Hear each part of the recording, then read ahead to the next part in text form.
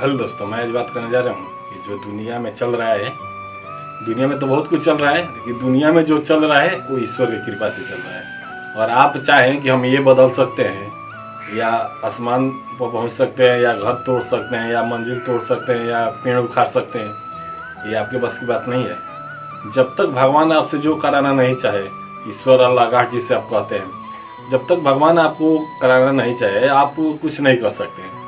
आपको चाहेगा तो आसमान तक पहुंचा देगा, आपको चाहेगा तो जमीन पर ही रख रहेगा। तो आप सोचिए एक बार, जो भी होता है वो ईश्वर की कृपा से होता है। ये नहीं कि उसमें दूसरा कोई हावी होता है। हाँ, ये होती है कि दूसरे कोई शक्ति होती है जो आपसे काम करवाती है, वो शक्ति ईश्वर या अल्लाह गॉड कह सकते हैं उसे। तो आप सोचिए, जैसे लोग कहते हैं कि हम चाहते हैं ये कर देते हैं, हम कर देते हैं, ये कर देते हैं, हमारे बस में होता तो हम पहाड़ तोड़ देते हैं, दुनिया भर के तमाम बातें कहते हैं, लेकिन अपने आप की स्थिति जो होती है, स्टेटस जो होती है, उसको बढ़ा नहीं पाते हैं।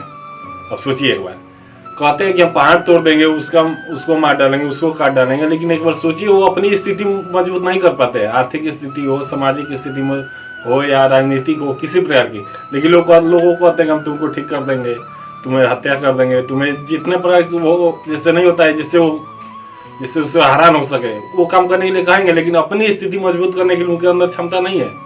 हम ब्रह्मास्मि कहते हैं अपने आप को, लेकिन अपनी स्थिति मजबूत करने के लिए नहीं कहते हैं। अब सोचिए एक बार, अपनी स्थिति मजबूत करने के लिए उनकी क्षमता नहीं है, लेकिन दूसरों को बिगाड़ने के लिए बात करते हैं।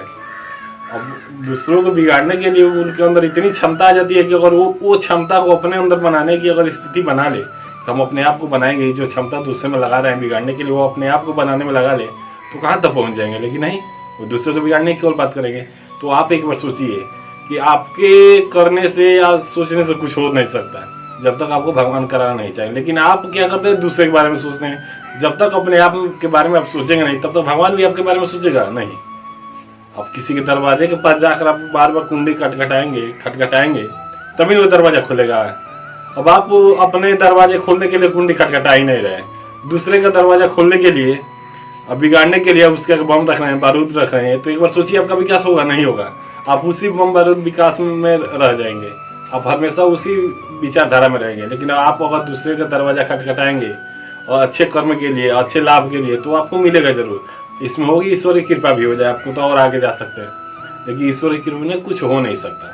लेकिन आप अपना प्रयास करिए कि हम ईश्वर का ही दरवाजा खटखटाएं। भले ना मिले, ईश्वर चाहे कि हम इसको नहीं देना चाहते, भले ना दे, लेकिन आप उसके प्रति लगे रहिए।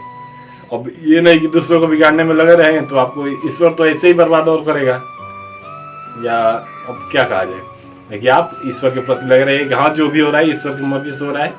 जब जहाँ भी गलती हो वहाँ भी भगवान का नाम लीजिए, जहाँ आपके प्रति गलती हो वहाँ भी भगवान का नाम लीजिए, जहाँ आपके प्रति अच्छा हो वहाँ भी भगवान का नाम लीजिए।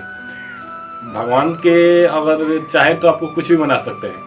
अब एक बार सोचिए, राजा राम जो थे, राम जी जो थे वो अयोध्या के राजा के लड़के थे ना, लेकिन देखिए उनके जीवन का दर दर वनों में भटकते रहे, अपनी पत्नी के साथ भी भटकते रहे। अब सोचिए, वो सीता माता वो भी राजा की लड़की थी, लेकिन उनके जीवन में अगर भगवान ने सुख नहीं लिखा था तो कहाँ राज भोगते, नहीं भोग पाते।